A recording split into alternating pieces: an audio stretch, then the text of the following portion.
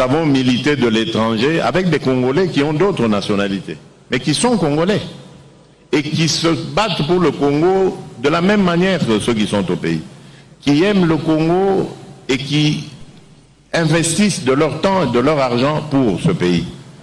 Et je trouve que c'est injuste de continuellement comme ça les tenir à l'écart. Il faut leur permettre de prendre part au débat à l'intérieur de leur pays.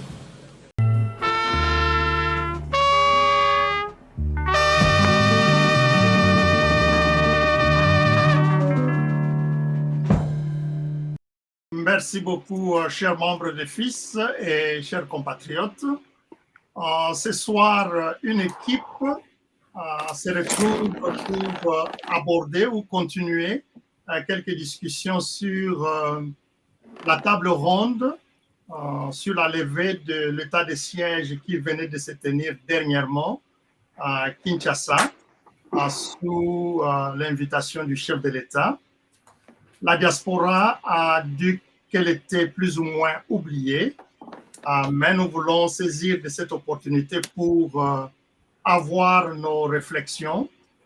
Qui sait s'il y a encore une opportunité pour que cela soit considéré dans la décision du chef de l'État, parce qu'en fait, à la fin de la table ronde, des recommandations ont été faites au chef de l'État pour la décision finale, comme nous allons les suivre. Avant de passer au débat, nous allons demander à Maître Aline, qui est avocate, qui est parmi nous, de nous circonscrire un tout petit peu du point de vue des droits, ce que c'est que l'état de siège d'une façon générale et comment est-ce que cela joue avec la constitution congolaise. Maître Aline nous parle à partir de la Belgique. Merci, Président. Merci de la parole. Je suis Aline Mouepou, je suis juriste.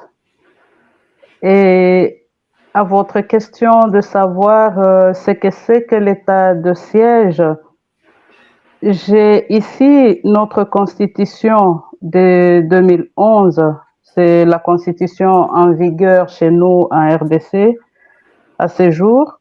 À son article 85, elle définit ce que c'est que l'état de siège. Lorsque des circonstances graves menacent d'une manière immédiate l'indépendance ou l'intégrité du territoire national, ou qu'elles provoquent l'interruption du fonctionnement régulier des institutions, le président de la République proclame l'état d'urgence ou l'état de siège. Après concertation avec le Premier ministre et les présidents des deux chambres conformément aux articles 144 et 145 de la présente Constitution. Les modalités d'application de l'état d'urgence ou de l'état de siège sont déterminées par la loi. Et ici, s'il faut qu'on aille à l'article 144 et 145, excusez-moi une minute.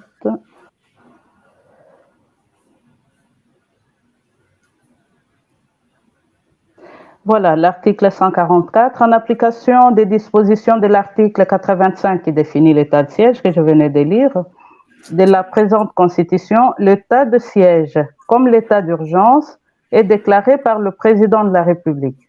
L'Assemblée nationale et le Sénat se réunissent alors de plein droit. S'ils ne sont pas en session, une session extraordinaire est convoquée à cet effet, conformément à l'article 116 de la présente Constitution. La clôture des sessions ordinaires ou extraordinaires est de droit retardée pour permettre, le cas échéant, l'application des dispositions de l'alinéa précédent. L'état d'urgence ou l'état de siège peut être proclamé sur tout ou partie du territoire de la République pour une durée de 30 jours. L'ordonnance proclamant l'état d'urgence ou l'état de siège cesse de plein droit de produire ses effets après l'expiration du délai prévu à l'alinéa 3 du présent article, à moins que l'Assemblée nationale et le Sénat, saisis par le président de la République sur décision du Conseil des ministres, n'en aient autorisé la prorogation pour des périodes successives de 15 jours. l'Assemblée nationale et le Sénat peuvent, par une loi, mettre fin à tout moment à l'état d'urgence ou à l'état de siège. Donc, si je dois y ajouter mon petit commentaire, en ce qui concerne la situation dans notre pays, le président de la République a proclamé l'état de siège il y a quand même un peu plus d'un an, si je ne me trompe pas. Et je me pose la question si la procédure telle que demandée par la Constitution a été régulièrement suivie tous les 15 jours. Est-ce que l'autorisation a été demandée au Parlement et au Sénat pour pouvoir proroger cet état de siège? Ça, ce n'est qu'une question que je me pose.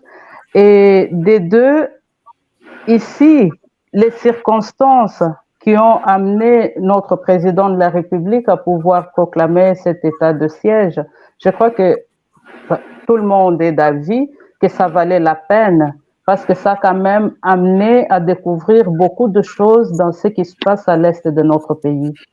L'instabilité qui est récurrente, qui a duré des années, des dizaines d'années, depuis, je crois que ça justifiait pleinement la décision de pouvoir prendre cet état de siège. Maintenant, le prolongement ou pas de cet état de siège à ces jours, est-ce que ça se justifie, est-ce que ça ne se justifie pas? Ça, c'est un débat que nous aurons tout à l'heure. Mais le fait est que la Constitution permet au président de la République de pouvoir déclarer l'état de siège quand les circonstances le demandent. Mais cela, à l'article 61, je crois, si je ne me trompe pas, en aucun cas, et même lorsque l'état de siège ou l'état d'urgence aura été proclamé conformément aux articles 85 et 86 de la présente Constitution, il ne peut être dérogé aux droits et principes fondamentaux énumérés ci-après. Le droit à la vie, l'interdiction de la torture et des peines ou traitements cruels, inhumains ou dégradants, l'interdiction de l'esclavage et de la servitude, le principe de la légalité des infractions et des peines, les droits de la défense et le droit de recours, l'interdiction de l'emprisonnement pour dette, la liberté de pensée, de conscience et de religion. Donc, même s'il y a proclamation de l'état de siège, il y a quand même certains droits qui sont garantis à tous les citoyens, dont ces droits qui sont énumérés à l'article 61. Je crois que l'opportunité d'avoir déclaré l'état de siège, nous pourrons peut-être en être tous d'accord que ça valait la peine. Ça nous a permis de découvrir beaucoup de choses, comme je venais de le dire. Maintenant, la prolongation, le prolongement ou pas de cet état de siège, c'est un débat que, si vous permettez, le président, je vous remets la parole que nous aurons tout à l'heure. Mais si vous avez besoin d'un autre éclaircissement du point de vue de la loi, je suis là. Merci beaucoup, Maître Aline. Le débat va aborder certainement certaines questions que vous avez signalées. Docteur Bayab, Docteur Emmanuel, aux États-Unis, si vous pouvez un peu nous donner les conditions dans lesquelles tout ce qui a prévalu pour que l'état de siège soit déclaré par les chefs de l'État. Merci beaucoup, Dr Joël, pour cette occasion que vous venez de me donner. Je remercie Maître Aline pour avoir brossé un tout petit peu les conditions constitutionnelles qui ont permis au chef de l'État de proclamer l'état de siège. En fait, les conditions qui ont amené, parmi les conditions qui ont amené le président à déclarer l'état de siège, c'était l'insécurité permanente et le dépouillement du pays des ressources qui lui appartiennent et le fait que nous étions dans une situation où une partie du pays fonctionnait comme c'était un État étranger dans le Congo. Et comme il y avait des gouverneurs civils, et que la Constitution autorisait le chef de l'État à prendre des mesures exceptionnelles, il les a prises. Ce sont des mesures qui ont des effets très, très positifs. Je vais vous donner des détails un peu plus dans le débat, parce que je crois que je suis bien placé pour discuter de cette question sans sentiment. Et j'aurais souhaité qu'il y ait une autre personne qui vient du Nord Kivu. Docteur Kibi, soit vient du Sud Kivu. Et les réalités sont telles que la pression sociale qui était au Nord Kivu avant qu'on ne proclame l'état de siège était tellement forte que ni était l'intervention du président, je crois que actuellement le Nord Kivu ne serait pas un état de notre pays, ni était le fait que son Excellence, M. Félix Tshisekedi, a compris au fait que ça ne marche pas et qu'il fallait y mettre des hommes et des femmes en uniforme pour essayer de faire ce que les civils n'ont pas fait. C'est vrai que le bilan, on va en discuter. On ne peut pas faire une omelette sans casser les œufs. Il y a des points très, très positifs qui sont nombreux que je vais vous donner ici. Quelques points négatifs que je ne dis même pas que c'est négatif. Des fois, on ne peut pas attaquer une question si importante d'une province qui est entourée par deux États bien connus, deux États qui se sont même battus à l'intérieur du Congo, et avoir un avis contraire de ce que le président avait décidé. Les détails, je vous le donnerai, sans sentiment, je vous le promets,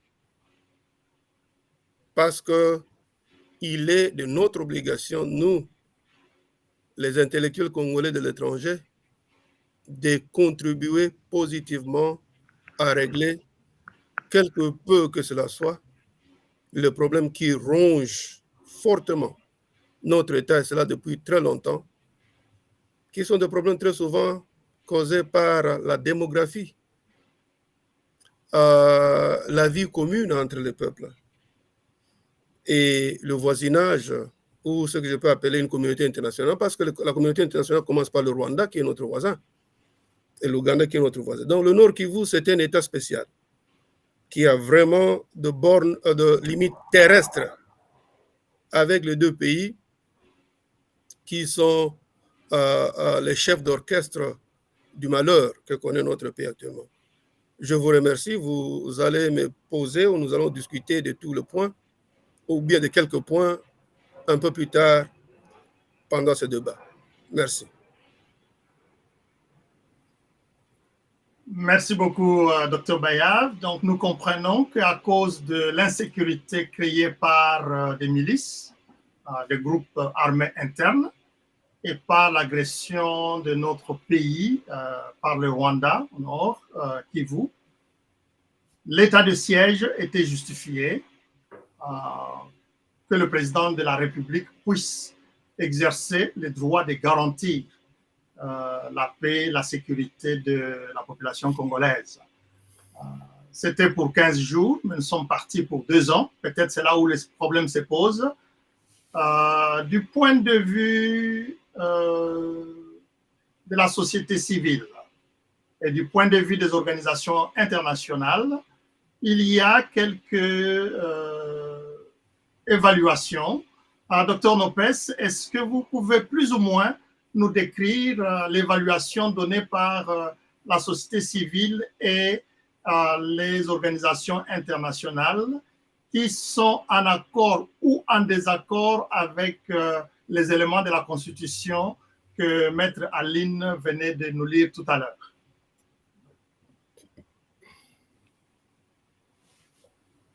Je voudrais dire que, comme responsable de la société civile, lorsque l'état de siège a été déclaré, personnellement et avec quelques autres personnes de notre coordination nationale de la société civile Force Vive, il y avait des personnes qui étaient d'avis qu'il fallait un état d'exception militaire dans l'est du pays, moi-même en personne, mais personnellement, j'étais quand même hésitant parce que nous n'avions pas le contrôle de notre armée et nous ne l'avons toujours pas encore. État de siège ou état d'urgence suppose que vous avez l'armée, la commande de l'armée de manière totale et que vous pouvez facilement mouvoir les troupes d'un côté à l'autre dans l'espace qui est concerné par l'état d'urgence ou l'état de siège. Mais à cause de cette situation-là, bien que nous étions tout à fait positifs vis-à-vis de la déclaration d'un état de siège ou d'un état d'urgence, nous étions hésitants parce que nous n'avions pas le contrôle sur notre armée. Et après que ça ait été décrété finalement par le chef de l'État, et nous avons vu et nous continuons à voir que ça ne devait pas se décréter à ce moment-là. Ce n'était pas opportun à ce moment-là, simplement parce que, à cause de la raison que je viens de donner, et le chef de l'État lui-même a fait, peu avant ça ou quelques temps après, un bilan faisant état de, au lieu de 21 000 militaires, il y avait seulement 7 000, donc le tiers de ce qui avait été déclaré. Et il n'y a pas eu, je n'ai pas eu l'information qu'il y a eu accroissement de nos effectifs pour couvrir le besoin de l'état de siège. Voilà la première chose. La deuxième chose, du point de vue de bilan, nous sommes malheureux de dire que l'état de siège n'a servi qu'à empirer la situation. Il peut y avoir des personnes qui peuvent dire que l'état de siège a apporté du bien. Bon, je ne veux pas contredire ou je ne veux pas leur laisser la liberté de penser comme cela, mais l'état de siège a plutôt empiré la situation, pour être simple dans cela, mais ceux qui pensent que ça a été une bonne chose, eh bien la population du Nord Kivu et du Sud Kivu ne pense pas de la même manière que ce que l'on peut dire. Si un collègue qui vit ici à l'étranger pense que la situation a été contrôlée par notre pays, notre gouvernement pendant l'état de siège, mais c'est pendant l'état de siège que Bunagana a été pris. C'est pendant l'état de siège que le M23 a fait ses progrès et a occupé.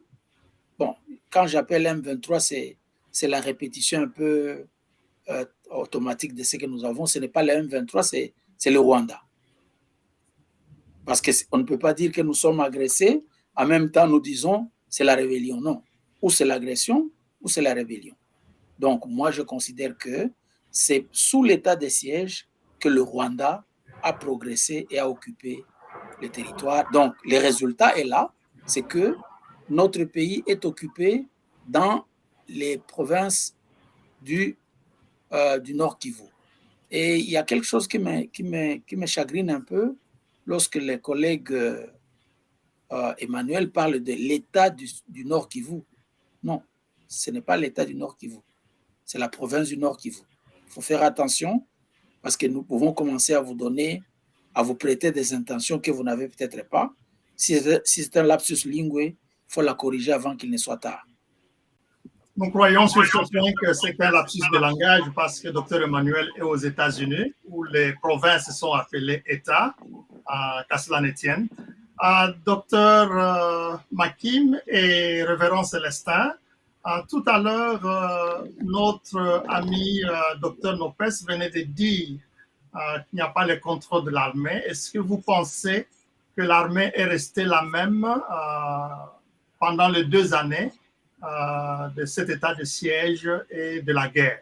Y a-t-il eu quelques évolutions qui peuvent être appréciées ou qui montrent que nous n'avons toujours pas le contrôle de l'armée? Docteur Makim ou Révérend Célestin, sentez-vous libre de sauter sur la question? Si je peux aller avant, je pense que plutôt docteur Nopes a soulevé un point important qui concerne l'armée.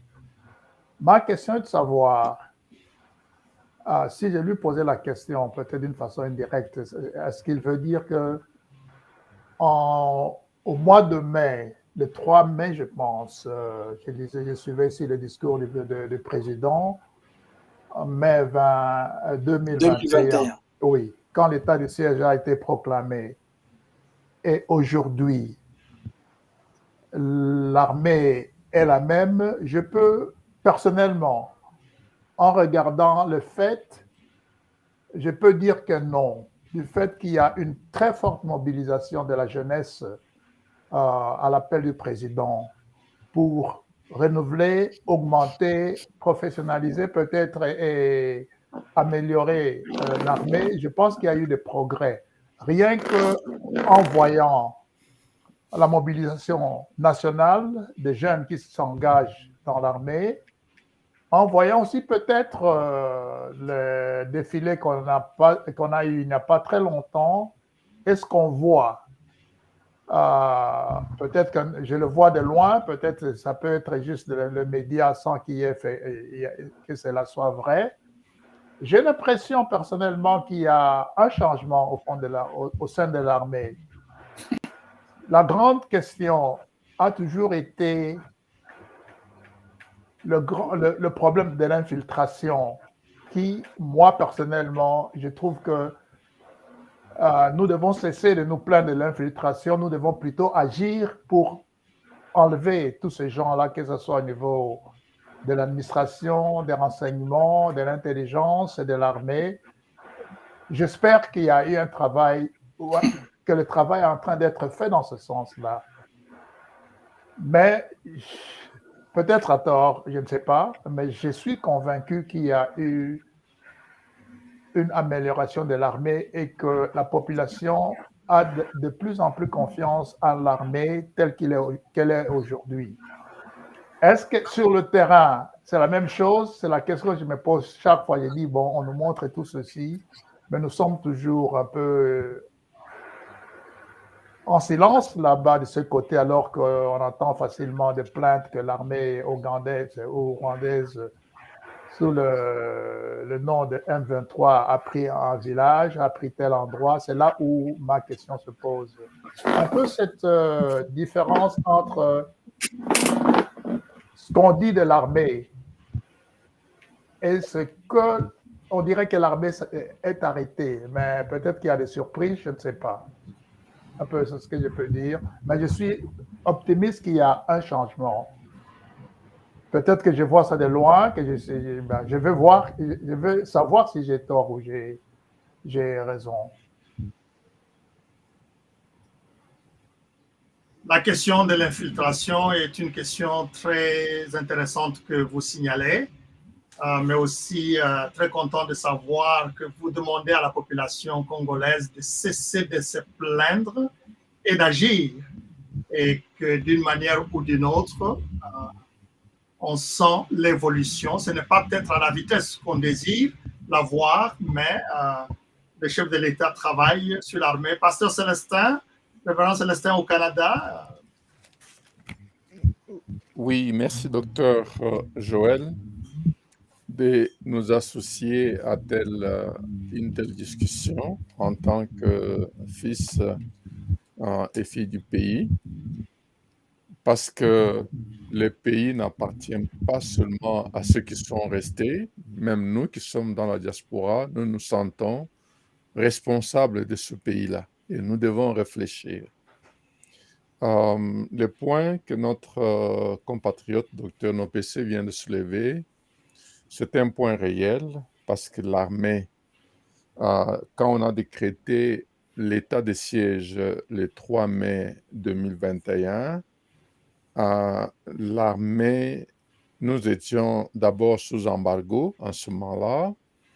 Ensuite, l'infiltration était profonde au sein de l'armée. Mais ce qui était bien, c'est que les choix des gouverneurs, c'était vraiment un bon choix dans le sens qu'on a choisi des dignes fils du pays. Que ce soit à l'Ituri, que ce soit au Kivu, on n'a pas pris des gens des nationalités douteuses. Mais après, nous avons connu une métamorphose. L'armée a été métamorphosée dans le sens que en ce temps-là, il y avait trop d'infiltration, même au sein des généraux, au sein des officiers supérieurs. Il y en a beaucoup qui sont en prison, déjà pris la main dans le sac. Et aujourd'hui, l'armée est tout à fait métamorphosée. Nous l'avons entendu le chef d'état-major lui-même parler. Nous avons entendu le porte-parole de l'armée pour dire que depuis lors, rien ne sera comme avant. Et nous sommes en train de lire et de voir que ce soit en homme, en uniforme, que ce soit en équipement, nous avons une armée tout à fait différente aujourd'hui. Maintenant, s'il faut faire un petit mot sur l'état de siège, je ne sais pas s'il faut que j'y aille ou bien nous allons revenir à cela après Dr. Joël. Vous pouvez y aller, comme ça nous allons passer rapidement à autre chose. Oui, merci. Je peux vraiment regarder en tant que Congolais, tout ce qui se passe à l'Est, ça nous concerne directement. Et l'état de siège a été décrété. Nous sommes à plus de 2 ans aujourd'hui. Chacun et chacune fait le bilan à sa manière. Ceux qui sont sur le terrain voient peut-être un échec. Mais nous qui regardons avec un œil un peu panoramique, nous voyons que nous avons beaucoup gagné avec l'état de siège. C'est vrai, nous avons entendu le nombre de morts, nous avons entendu ce que les députés locaux et nationaux disent, mais quelque chose qu'ils oublient, c'est que l'insécurité à l'Est, c'est dû à nos minerais. Et que les minerais, tous les groupes armés, la direction qui vendent les minerais, c'est au Rwanda, c'est en Ouganda. Mais maintenant, quand nous regardons aujourd'hui les statistiques avec l'état de siège, est-ce que nos minerais sortent encore comme avant? J'ai dit non. En 2017, on a voulu faire une grande raffinerie de coltan au Rwanda. La société AB Mineral, qui est une société canadienne, en même temps américaine. Les critiques faisaient de toutes parts. Je ne sais pas si cette société a été inaugurée, mais si elle a été inaugurée, aujourd'hui, elle doit être à l'arrêt. Et donc, il y a des effets connexes que nous ne pouvons pas voir nous-mêmes, mais l'état de siège a fait réellement un travail considérable pour décourager ceux qui poussent que l'insécurité continue, que ce soit l'Ouganda, que ce soit le Rwanda, à réfléchir 2 fois pour continuer à créer l'insécurité dans notre pays. Cet état de siège a affecté le monde entier parce que le Rwanda était le premier producteur du coltan. Aujourd'hui, quand on regarde les producteurs du coltan, le Rwanda est effacé, l'Ouganda est effacé. C'est vrai. En conclusion, personnellement, en regardant en tant qu'intellectuel l'état de siège, j'ai dit l'enlever complètement. Nous avons encore l'ennemi sur notre terrain, notre pays, dans notre pays, et remettre les civils. Nous connaissons le niveau de patriotisme de nos civils, un patriotisme vraiment douteux. Nous avons au moins les officiers de l'armée, même si le patriotisme n'est pas réellement comme nous les vivons, comme je l'ai vu au Canada, comme nous le voyons en Europe ou aux États-Unis, ce patriotisme-là, nous n'avons pas encore atteint ce niveau-là. Maintenant, s'il faut demander mon avis, ce n'est pas enlever l'état de siège, c'est faire un mixte entre l'armée et les civils ensemble, disons, requalifier l'état de siège. Mais l'enlever, c'est... Nous allons revenir à la case de départ où nos voisins qui activent l'insécurité vont se frotter les mains. Et même les différentes autorités que j'ai entendues parler, que ce soit les ministres, que ce soit les députés qui ont parlé qu'il faut carrément qu'on l'enlève, est-ce que c'est le patriotisme qui les pousse à faire ça ou ce sont des intérêts personnels? C'était ça que j'étais en train de réfléchir personnellement. Donc, en bref, pour ne pas monopoliser la parole, c'est requalifier l'état de siège, fermer complètement nos frontières.